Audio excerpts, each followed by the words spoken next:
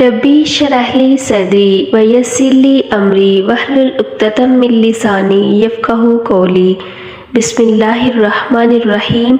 अस्सलामु अलैकुम वरहमतुल्लाहि वबरकातुहू। उम्मीद करती हूँ आप सब लोग खैरियत से होंगे। अल्लाह ताला मुझे और आपको अपनी ख़ास रहमतों के साए में रखे। जन्नत के हसूल के लिए अमल तो करना है, लेकिन साथ साथ दुआ करना भी लाजिम है। हज़रत आसिया की दुआ, ए अल्लाह जन्नत में अपने पास मेरे लिए घर बना दे।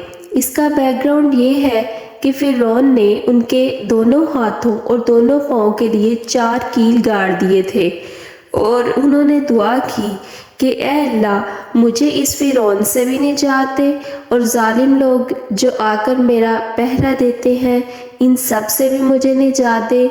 तो अल्लाह ताला ने जन्नत में जो उनका घर था ना, उससे पर्दा हटाकर उनको दिखा दिया था। तो ये दुआ मामूली नहीं है। फिर ये दुआ अल्लाहुम्मा इन्नी अस्अलुकल जन्ना, ये दुआ तो हज्जत में भी पढ़ सकते हैं, आम नमाज में भी, और दुआ कर सकते हैं। नबी सल्लल्लाहु अलैहि वसल्लम ने एक शख्स से पूछा कि तुम नमाज में क्या पढ़ते हो? तो उसने कहा मैं अत्तहियात के बाद दरूद इब्राहिमी और फिर ये दुआ भी पढ़ता हूँ, अल्लाहुम्मा इन्नी अस्अलुकल जन्ना, यानी सलाम से पहले। तो रसूलुल्लाह सल्लल्लाहु अलैहि वसल्लम ने फरमाया जो शख्स 3 दफ़ा जन्नत का सवाल करता है तो जन्नत खुद कहती है कि ए अल्लाह इस बंदे को दाखिल कर जन्नत में। इसलिए अपनी रूटीन में ये मस्त दुआ करनी चाहिए। अत्तहियात, फिर दरूद इब्राहिमी और फिर नमाज में सलाम फेरने से पहले ये दुआ, जन्नत का सवाल, ये दुआएं कसरत से करनी चाहिए। ऐ अल्लाह मैं तुझसे हर किस्म की खैर मांगता हूँ, जल्द मिलने वाली या देर से मिलने वाली, यानी दुनिया की भी और आखिरत की भी। और ऐ अल्लाह मैं तेरे से हर किस्म के शर की पनाह मांगता हूँ, जल्द मिलने वाली और देर से मिलने वाली भी। तो जिसका मुझे इल्म है और जिसका मुझे इल्म नहीं है, हर उस शर से पनाह मांगता हूँ जिससे हमारे प्यारे नबी हज़रत मोहम्मद सल्लल्लाहु अलैहि वसल्लम ने पनाह मांगी। तो अल्लाह ताला से ये दुआएं करते रहना कि या अल्लाह मैं तुझसे जन्नत का सवाल करता हूँ और उस कौल और अमल की तौफीक मांगता हूँ जो मुझे तेरी जन्नत तक ले जाए, और जहन्नम की आग से तेरी पनाह मांगता हूँ। हर उस कौल और अमल से भी पनाह मांगता हूँ जो मुझे जहन्नुम तक ले जाए, और जो फ़ैसला तू मेरे लिए करे उसे मेरे लिए बाइस रहमत बना दे, बाइस फ़ख्र बना दे। इस दुआ में भी हर तरह की खैर शामिल हो जाती है, क्योंकि हमारी अक्ल तो नाकिस है। हम बाज़ औक़ात खैर को अपने लिए शर समझ रहे होते हैं और जो शर है उसको अपने लिए खैर समझ रहे होते हैं। तो जब हम अल्लाह से पनाह मांगते हैं तो हमें असल खैर हासिल होती है और उस खैर से हमें मोहब्बत भी हो जाती है। और फिर कोई ऐसी खैर जिसे हम हासिल नहीं कर पा रहे तो अल्लाह हमारे लिए रास्ते आसान कर देता है जब हम अल्लाह से मदद मांगते हैं। तो ये दुआ नबी सल्लल्लाहु अलैहि वसल्लम ने जो खैर मांगा, मैं भी तुझसे वही खैर मांगती हूँ, कितनी जामे दुआ है। और उन असबाब से कौल और फ़ेल को, अपने अमल को इस हद तक ले जाना कि अल्लाह ताला को पसंद आ जाए।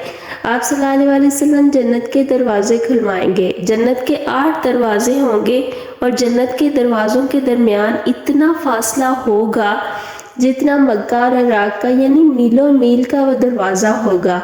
जन्नत के दरबान खुशामदीद कहेंगे, जन्नतियों को सलाम करेंगे, जिसका मतलब ये है कि आइंदा तुम हर किस्म की तकलीफ़ मुसीबत से हमेशा दूर रहोगे।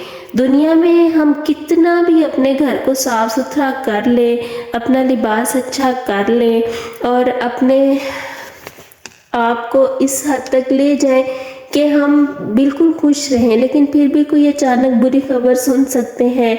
तो जन्नत में ऐसी कोई बुरी चीज़, कोई बुरी खबर नहीं होगी। यानी दुनिया में तो ये होता है कि आपके किसी बहन भाई के पास दुनिया की सारी नेमतें हैं और आपके पास नहीं, तो माँ का हाल क्या होता है।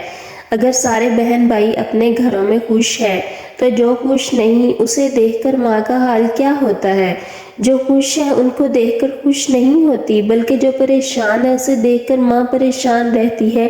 یہ قدرتی صفات ہے کہ دنیا میں انسان کبھی بھی دائمی خوشی حاصل نہیں کر سکتا، کوئی نہ کوئی پریشانی یا کوئی نہ کوئی مصیبت آ جاتی ہے۔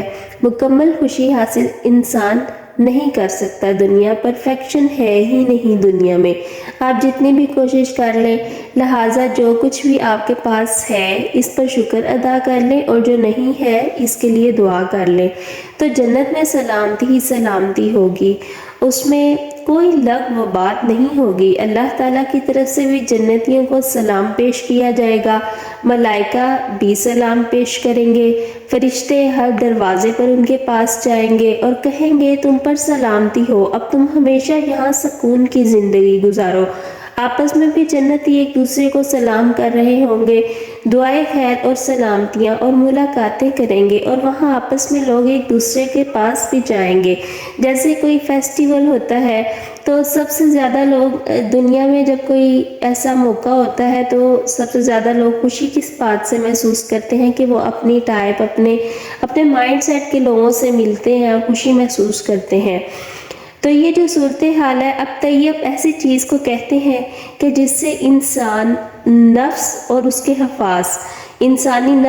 حواس دونوں خوشی محسوس کریں، لذت محسوس کریں، تو جنت میں ایسی خوشی محسوس ہوگی جو کبھی ختم ہونے والی نہیں ہوگی، اور یہ پاکیزہ لوگوں کی جزا ہے جو کہ بہت ہی پاکیزہ ہوگی۔ یہ ایسے لوگ ہیں جو پاکیزہ حالت میں فوت ہو گئے۔ دنیا میں ایسا ہوتا ہے کہ انسان ایک جگہ پر رہ کر تھوڑا بور ہو جاتا ہے، اکتا جاتا ہے، لیکن جنت میں ایسا کچھ نہیں ہوگا۔ وہاں پر نعمتوں کی اتنی ویرائٹی ہوگی کہ انسان جو ہے وہ تھک جائے گا لیکن نعمتیں ختم نہیں ہوں گی۔ تو ہمیں اللہ تعالیٰ سے مسلسل دعا گو رہنا چاہیے کہ اے اللہ ہمیں اپنی جنت کا حقدار بنا دے۔ یہ دنیا تو ختم ہو جانے والی ہے اور یہاں کے سب مسائل بھی عارضی ہیں، اور تو ہمیں آخرت میں اب جنت میں اپنے پاس گھر دینا۔